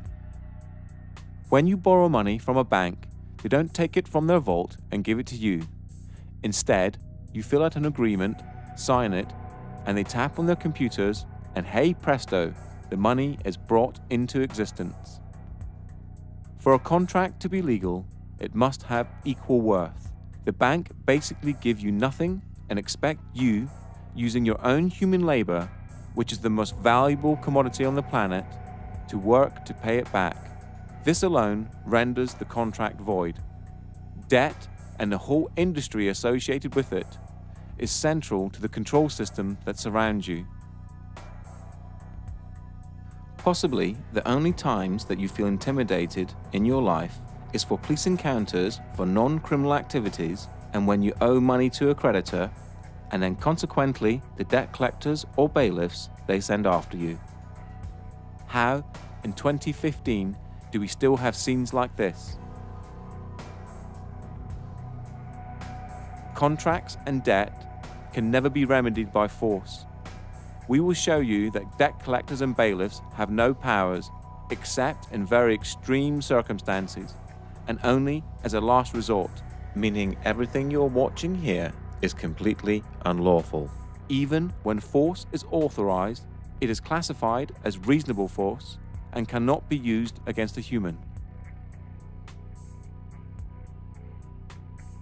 Owing money is not a crime, and you can never go to prison for not paying a debt. The whole of the debt industry runs on fear and ignorance. So now when debt collectors call, the first thing, well, not that they call me anymore, but if they did call me, I think now the first thing I would do is say, thank you very much for paying off my debt. That's really kind of you. And they say, what do you mean? I said, well, you bought my debt. You might have only paid 10p in the pound for it, but as far as I'm concerned, you've paid off my bank account. Thank you very much. I really appreciate it. So yeah, and the great thing is you can have a laugh with them, because you don't take it. What happened when they first started calling me, I used to get really nervous and my voice would start going all wavy. And, you know, my heart would start going, and I'd be on the phone to them because I felt really guilty, because I felt I'd done something terribly wrong, getting into debt, you know. And then I realised that the whole system is designed to get us into debt, and designed to, the fact is the debts can't be paid off. And every single politician that comes on the television and says, oh, we've got to make cuts, and, you know, we've got to do this, and they're trying to cut our little local hospital down here in Swanage. Well, the fact is that it doesn't matter how many cuts we make, we can never pay off the national debt. Or we can't even keep up with the interest on it because it's growing exponentially. And so this is all part of this control mechanism to keep us poor, to keep not enough to go round. When in fact, you know, if it wasn't for the money, we would have complete abundance. With debt collectors, people assume when a debt collector comes round that they have actual power to do something to you, anything to you. They don't. They have no power whatsoever. They only have the power that you give to them. They're kind of like third-party, you know, strangers, interlopers. You know, they're kind of interfering in your financial affairs. You know, you didn't contract with them. You know, you don't know who they are. They've just turned up on your doorstep, demanding money. You know, who are they? You know, so what they do is they bully you or trick you into contracting with them. And if you contract with them, now you've got a contract with them, they can chase you for money and hound you for money. They'll have a legal right to come after you, but that they have nothing until you give them that. And one of the tricks they do is they might say, yeah, give us £1 a week or £1 a month. Yeah, just give us £1 a month. And you know, that sounds kind of reasonable. You know, especially if you really genuinely believe that you have a debt to pay. Yeah, yeah, it sounds quite reasonable. But as soon as you start paying them £1 a month, you've just said that you owe them something. So you've contracted it with them. So now that you have to pay them the amount, and that's what usually happens. They'll come after you for the full amount because now they have the authority that you've given them to chase that amount. I've got very little time for debt collectors. I think I've called them everything from the detritus of the human psyche to the scarred baton bearers of old that would wait around the corner waiting to pounce on the innocent and the unwary and those unable to defend themselves. Because the funny thing about debt collectors is, as soon as you show you know what they're talking about, they disappear. So they are actually only there to bully money from those who don't know how to take a stand or don't know what their rights are. Yeah, a very low opinion of debt collectors. To the people who are worried about debt, let me quote a friend of mine who I will call Jay, because I'm not going to name him because he still works for the Royal Bank of Scotland. He's a credit risk underwriter for Royal Bank of Scotland, quite high up. And on the trading floor and all the kind of stuff he does, they have a saying: the only person that owns a debt is the person who worries about it. And it's as simple as that. Don't worry about your debt. It's not real. Okay, it's real in the extent you fucking agreed, but it's not. No one's going to die, nothing bad's going to happen, no one's going to get thrown in debtor's prison because it doesn't exist anymore. The reason why Western capitalism is crumbling is because people are starting to be wise to the fact that it's a big bullshit circus charade run by those in charge to make sure that they stay rich. And it's common knowledge in the BBC, Guardian, New York Times that in the last 5 years of recession, the rich have become fucking much richer and the poor have become poorer. If that's not enough cause for revolution, I don't know what is. But people, the only thing that holds people back with anything is fear. My advice to deal with debt collectors or to deal with anybody else is get informed. If you understand what you're talking about, you have a much more powerful position than if you don't know. If you don't know what you're talking about, you are at the mercy of people who pretend to know what they're talking about. My advice is get informed, understand your rights, understand their rights, what they can do and what they can't do, and then you're in a much better position to fend off any illegality or anything that goes against what should be done. Since the financial decline starting around 2007 to present, caused by the banks and then subsequently bailed out by public money, the effects of which are still being felt across the world. Since 2007, suicide rates in males between 35 and 55 have skyrocketed and can be directly related to debt.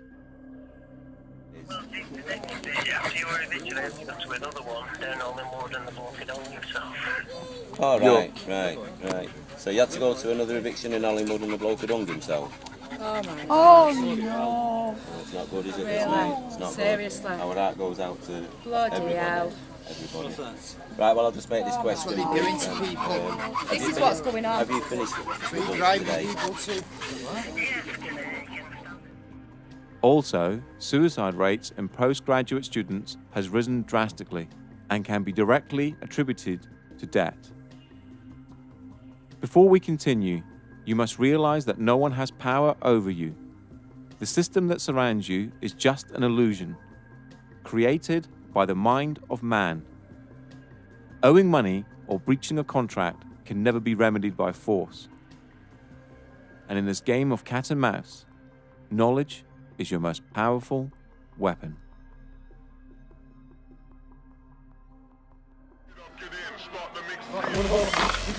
Fill this, please. Don't stop me. I'm not stopping you. Right. Show us the water.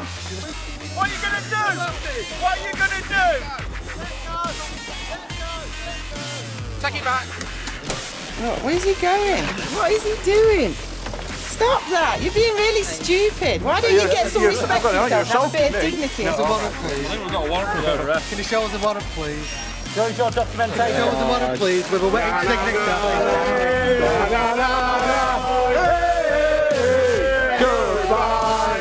Okay, no, sorry, I'm just asking you as a human being to another human being, my dear. I just wonder what would motivate people to work for debt collection agencies. Because all you do is hassle poor people. So you've not got the original credit agreement with a wet ink on it, so you've got no proof of claim. Have you got the deed of assignment made? Well, the reason is, all the other debt companies before you tried to get some money out of me and didn't manage it. I'm just wondering what makes you think that I'm going to pay you anything. So what the council's done is handed it on to a different set of private bailiff called Marston, High Court Enforcement Officers and Certified Bailiffs. Right, I'll just tell you something now, right? Council tax, yeah? You cannot force entry. Go and bully somebody else. Yeah?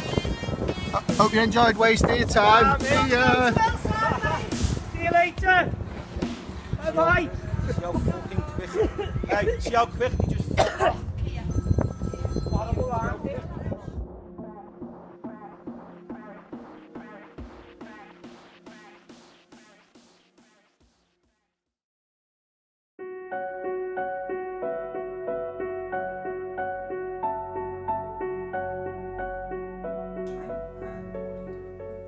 My name is John Whitterick, and I have a website called getoutofdebtfree.org. And basically what we do, we help people realise that the whole banking system is basically fraudulent, and we offer them the tools to actually challenge a banking system and basically get themselves out of this fictitious debt. The services we offer are, we offer template letters. We also offer start off with, if you're working with debt collectors, if you're dealing with debt collectors, we've actually got a very simple way of dealing with them, which is basically a addressee not recognised, return to sender, because it will always have your name either in uppercase letters, or it'll have a title called Mr. or Mrs. And you can say, well, hang on, that's not me, I'm not the title. I don't spell my name in uppercase letters, so the addressee is not recognised. So that's one way. The other way we deal with the banking system or debt collectors is basically say, well, where did the money come from, and have I got a valid contract with you?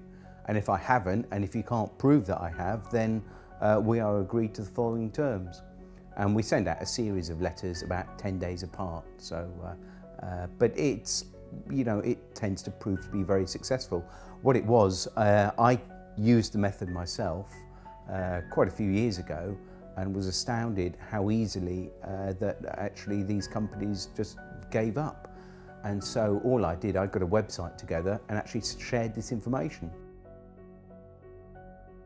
GetOutOfDebtFree.org is a site that has been set up to help people dealing with the agony of debt. And the template letters just need you to adjust a few details and they're ready to go. Get Out of Debt Free has already helped thousands of people to get out of debt, and the combined amount of money saved so far is over £12 million. And that's just from the people who have reported their success to the site. The forum is a large part of the site and is broken down into different sections such as bailiffs, debt collectors, credit card companies, etc. It is full of people who will fall over themselves to help you, and with a wealth of knowledge and experience that will make sure you are not alone. So the important thing is that you have to keep hitting the ball back in the net. What you're doing, whatever they send you, you have to reply to it and send it back. Now, after you've sent them the 3 letters, also what's included in the letters are a fee schedule. And the fee schedule says, well, look, every time you send me a letter, if we can't agree, if you can't prove that I owe you anything, then we're going to agree to the following terms. And, you don't call me anymore. And if you do, it's going to cost you this much. And every time I have to write a letter to you, it's going to cost you this much. So what you do, you send them the fee schedule. And of course, if they do send you anything or contact you, you then start totting it up. And after a while, what you do, you send them an invoice. And if they don't pay the invoice, you can then get onto the small claims court online and actually start, pursuing them for the money. So, what you've got to think is the only power they have over us is fear. Now, when the fear goes and you start challenging them, do you think they really want to deal with you if you're going to be invoicing when there's all these people go, oh, like I was, really nervous, and they're going, oh, right, well, I should owe them some money to get to the stage where, no, hang on, mate, you've actually sent me 3 letters. I actually charge £500 a letter now, that's 1,500 quid, plus the 2 phone calls at £100, so that, we're up to about 1,800 quid. So, basically, when are you going to pay? How are you going to pay? Debt collectors, really,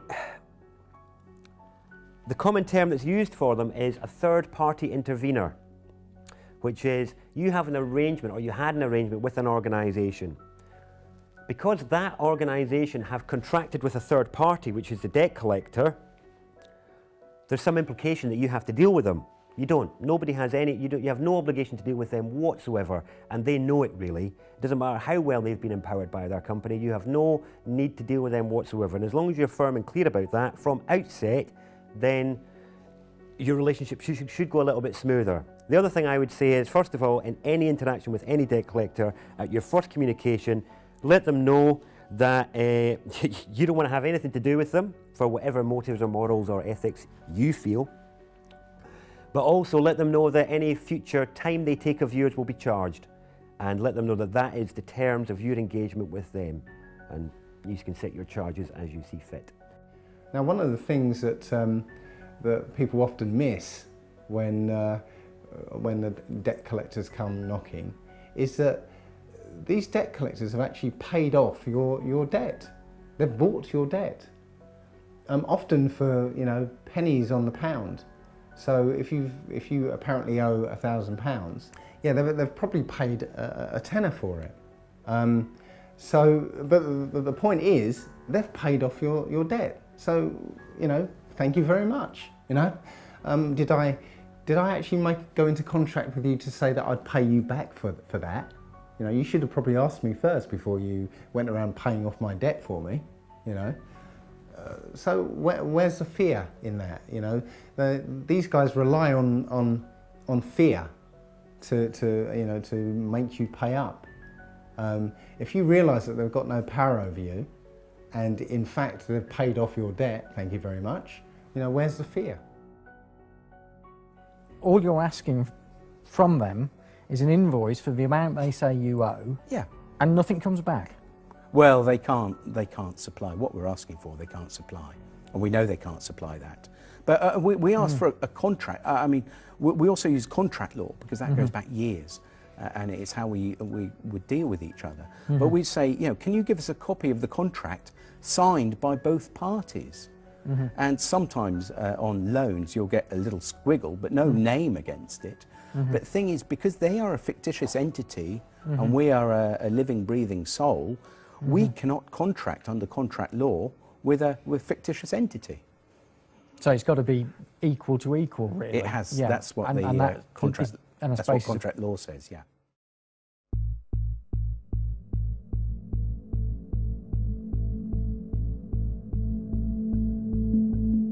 Debt collectors have no rights of entry. If they turn up at your door, they can only negotiate how you will pay, nothing more. If they make threats pertaining to more power than they actually have, then they are breaking the law.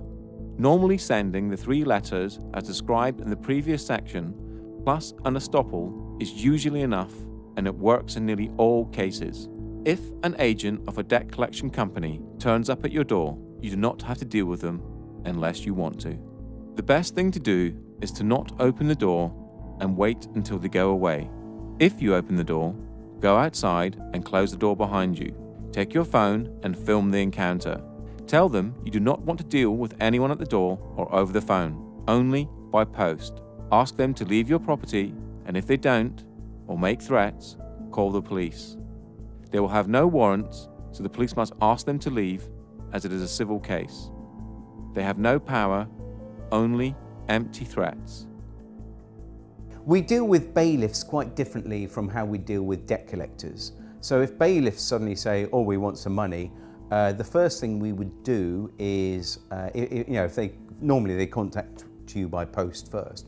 And we would just make a differentiation. We're talking about not court bailiffs, but we're talking about private bailiffs.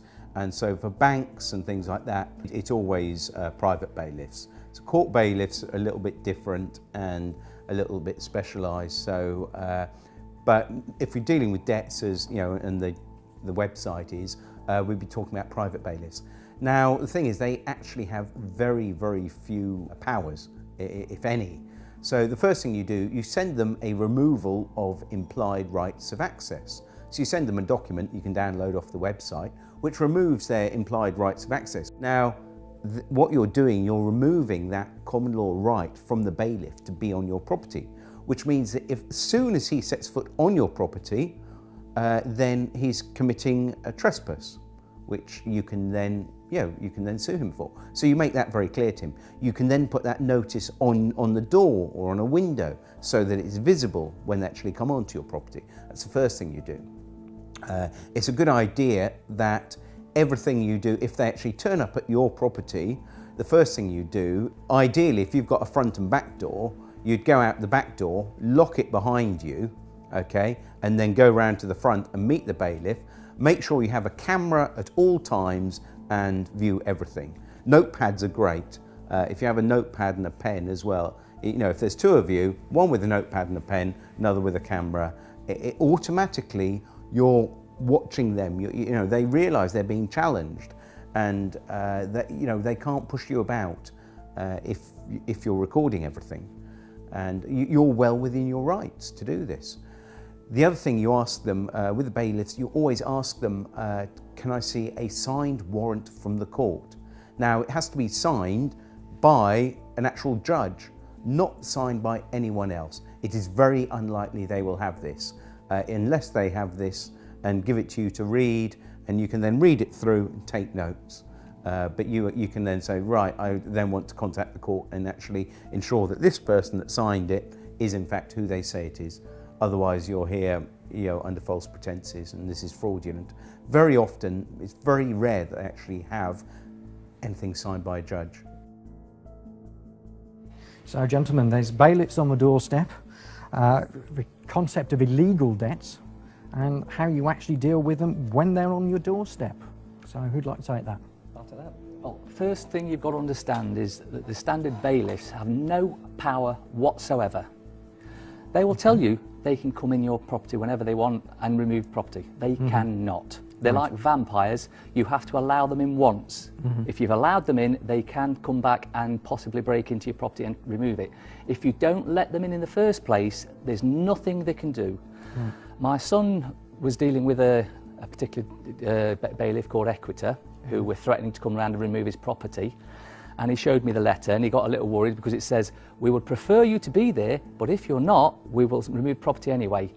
And just to put his mind at rest, I actually phoned up the bailiff and stated that they'd said they were going to come and remove property, to which they replied, yes, we can legally come and remove property because once we've had a walk-in possession order. Now, a walk-in possession order is when they've actually walked into your property and started jotting down what you've got. Right. If you never let them in the first place, they can't get in. And the bailiff admitted that if we've not entered your property, we cannot get in. Mm-hmm. One of the tricks they will do is try pushing past you. Right. If they touch you, that's assault. Call the police. What, just touching you? Touching you is assault. Okay. So they can't push their way in, force past you, that's assault. If they do that, call the police there and then. And they will back off, and also threaten them with a Form 4 warning, which you can send off to their certificating court, right. And they basically could lose the job for that.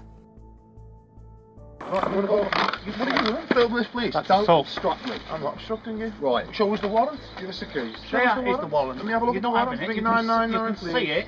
999. 999. You're not going in without a warrant.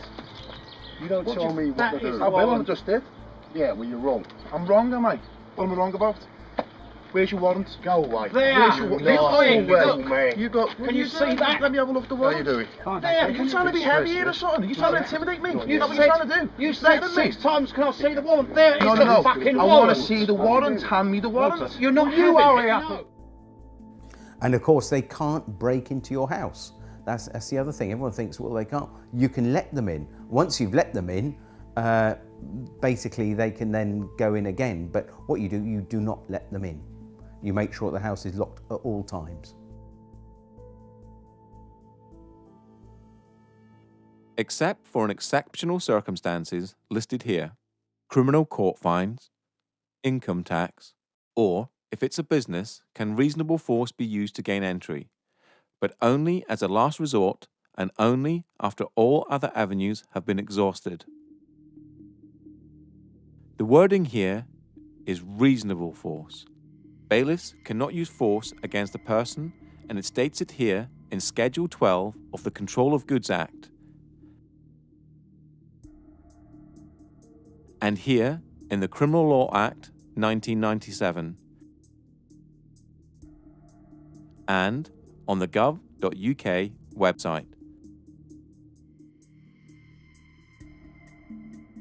The problems arise when bailiffs do not understand their powers and misinterpret the words of the acts, which is easy to do as they are so complicated. Bailiffs tend to pick the parts of certain acts that suit them best. A prime example of this is when the police attend and the bailiff shows them a court warrant, walking possession order, or something of that nature, and then they show this part of Schedule 12 of the Taking Control of Goods Act, where it states it is an offence to obstruct a bailiff. The police will state that they are there to prevent a breach of the peace, and if you obstruct the bailiff, they will arrest you to prevent that breach of the peace. This can be broken down to a tale of the tape to show the position of each person in the situation. You, a living, breathing human being. Human rights are absolute. Only unto the law. You are man or woman, the highest authority. You are trying to protect your property. The bailiff works for a corporation, has a fictional title and is representing a fiction. No rights to use force against a human. Has some sort of court order. The police officer is a public servant. You are the public and the bailiff is not. They are there to prevent a breach of the peace. Many encounters have ended with the police siding with the bailiffs, and acts of violence or arrests being made on the debtor, all because of a major misunderstanding on behalf of the police. Here's why. We have shown that force cannot be used to collect a debt except in exceptional circumstances. A bailiff cannot use force on a person. If you are standing in front of your door and peacefully resisting, they cannot move you out of the way. For an arrest under the prevention of a breach of the peace, there are plenty of case laws that show the aggressor is the one to be arrested. The main definition comes from R.V. Howe, 1981, and the following next 4 case laws define who is to be arrested to prevent a breach of the peace.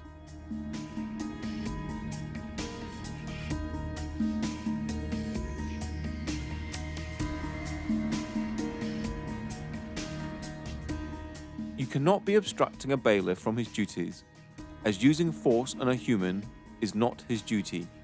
It seems trivial, but the law allows you to peacefully resist the possession of your home or property. If the bailiff is there for a debt or a non-criminal fine, such as a speeding ticket or parking ticket, then it is a civil matter and the police must be impartial no matter what the paperwork says. R.V. Howe, 1981, and Bibby v. Chief Constable of Essex Police, 2004, are now held as the authority for defining a breach of the peace.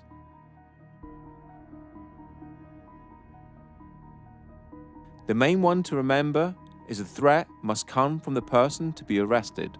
That means if a bailiff tries to touch you or move you out of the way, they are the one to be arrested.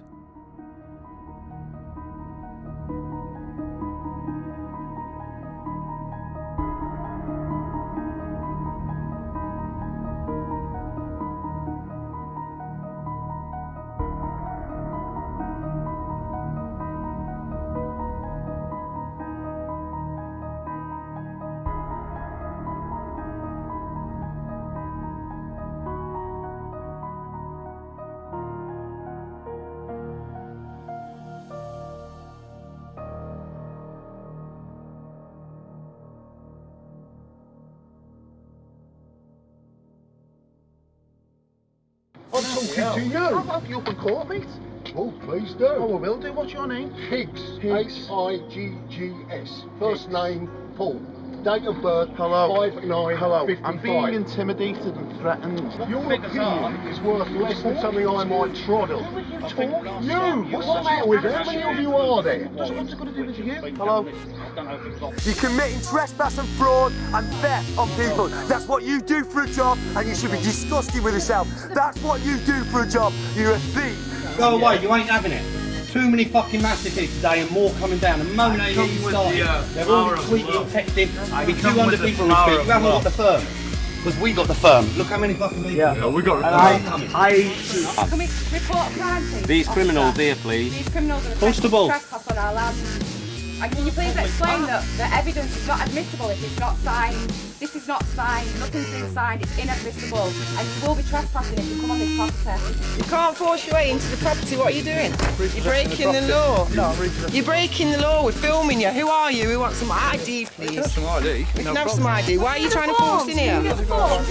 That's a warrant of control for the unpaid penalty. And where's the magistrate's signature? Don't need a magistrate. Oh, yes, you do. So you can call the police if you wish. You both have no power here, so you should leave. Because we will ring the police. You can do that, but it will be deemed theft. Leave the land. Leave the land. Leave the land. Thank you very much. Leave the land, please. He's got no authority. He's a locksmith. Get him off the land. Thank you very much. You need to read this in relation to this eviction today. We're not allowed to use any force or violence, and that would be laid at Magistrates Court tomorrow for a summons against anybody here who authorises or who issues violence for this eviction. It's simply not allowed. I'm pretty sure of that. I'm pretty sure it's not just a job. Yeah, I'm sure it's vocational. You're doing the right thing. Yeah, you swore an oath to protect us, the people, not to protect them, to protect us.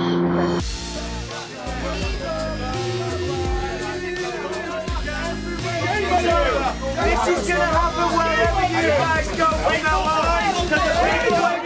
You people need to really think about what you're doing, please, before it's too late. And don't be arrogant, Mr. Koresh. You really have got a problem there.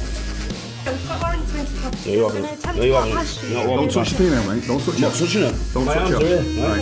I'm not touching her. You're not coming in. You're not coming in. You're not coming in. Right. TAU. Not the job done.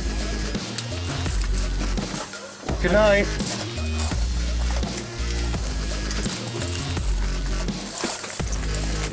The law. He's a criminal. He's a trespass. Court by this is refusing to request a leave. By a sergeant. So I briefly Thank you very much, constables. Absolutely, you're going to be heroes online. Absolute heroes. Well done. Absolutely amazing work. You've just made history in this country. You've just made history in this country.